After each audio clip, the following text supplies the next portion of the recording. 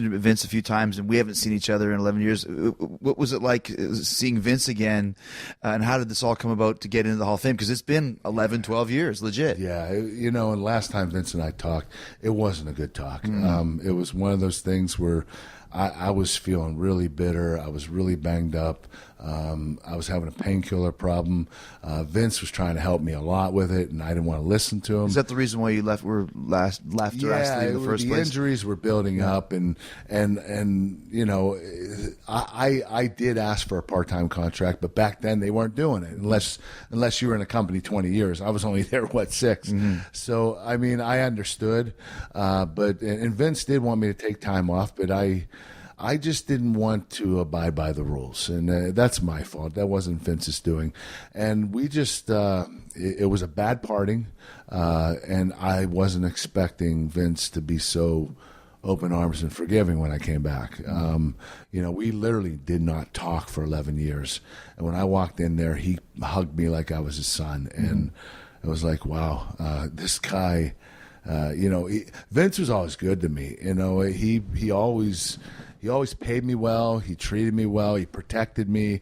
He treated me like I didn't have a father for 20 years before. Vince was more of a father figure to me, and he can be a little immature and childish. How he is. He likes to mess around, but as far as how he is when he's serious and when he's trying to help you out, he is a father figure. And I just felt like there was no way Vince was going to be like that when he saw me. I thought maybe he'd give me a quick handshake and tell me to sit down, but he hugged me and he didn't let go. And it was like, wow, this is really cool. Was that at his office?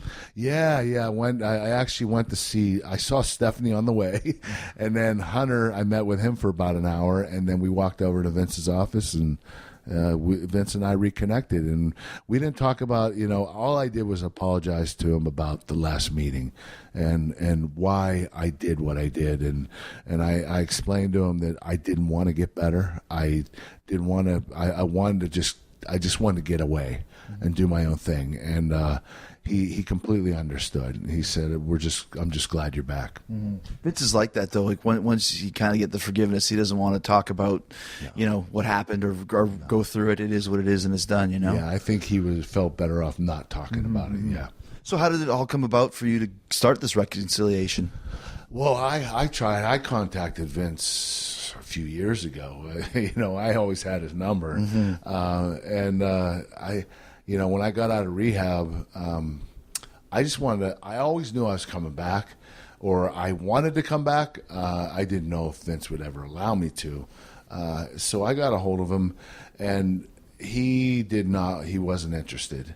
And I understood. I mean, when you get in trouble like I did, and you have 4 DUIs in 5 years, and Vince knows you're having problems with painkillers and other pills, and now it's alcohol, and he has a publicly traded company. He has a responsibility. He can't say, "Hey, Kirk, come on back. We'll take a chance with you." I know you went to rehab, so you must be fine.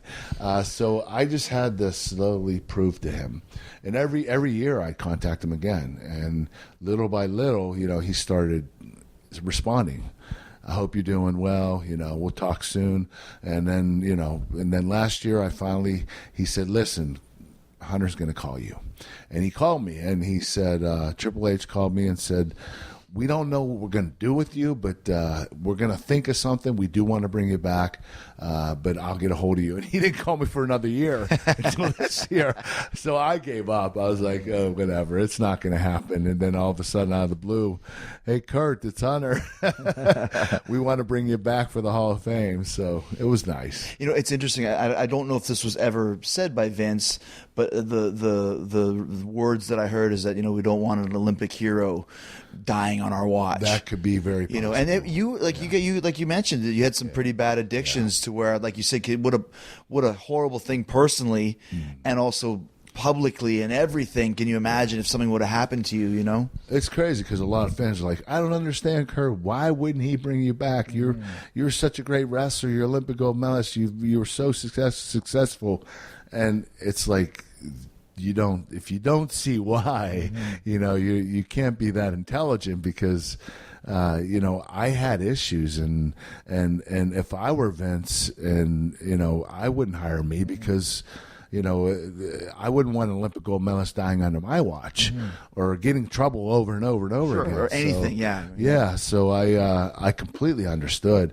and I knew what I had to do. I had to behave, and I had to show that my life changed. And little by little, I think they were following me, looking at my social media, seeing that I was more of a family man, and I started getting away from that stuff. Started Angle Strong Initiative for people to stay in recovery, and then they finally started seeing, okay, this guy's got his stuff together. Then you mentioned Angle Strong. What is that? It's an initiative to keep people in recovery after they go to rehab.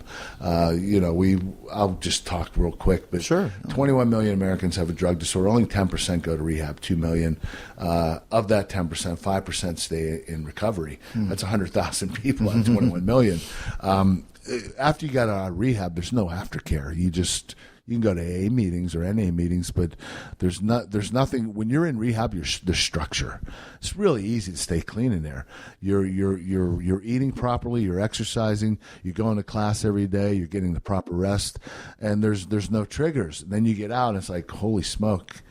This isn't like rehab. This is the real world, and everything just starts to crumble. And no one's ever had like an aftercare program, so I started one. And there's an app that goes along with it called the Angle Strong app, and it just keeps people in recovery by you have lifelines if you you have to check in the app every day, and when you answer the questions and check in, if you don't check in, your lifelines are notified. That's your family, your loved ones, your sponsor. We want the families to be involved so they can hold you accountable too. So there's structure to this program, and it's also GPS enabled. So if you do relapse, we'll find you. It's more about saving lives and keeping people in recovery. That's great, man. Yeah, it's That's a great really, concept. Really cool. Yeah, because like you said, I think it's always cool to see the guys that can kind of get over the addictions and stay clean. There's a few. Regal comes to mind, but there's so many, very few, and a lot of our guys have gone as a result, which is a shame. But it's a different world now, which is good here in this company as far as getting tested and all that sort of stuff. I commend real quick, Chris. Yeah. When I left, there. They just started drug testing, and I wrestled WrestleMania 2019 with my neck broken. I got my doctor to clear me, but it wasn't a WB doctor. So it was like, hey doc, clear me for this. Well, I can't. Clear me. Okay, you're clear. You can't do that now. It's amazing what WB has done with the drug program, the wellness policy, making sure that a WB doctor clears you to wrestle. They've done an excellent job with that over the last, 8 years? Yeah. So it's so much different now, and you're seeing the difference in talent and how, maybe 1 out of 1,000 gets hit for drugs, or, back then it would have been, 90% of them. So 999. yeah, so things are different now. It's funny. There's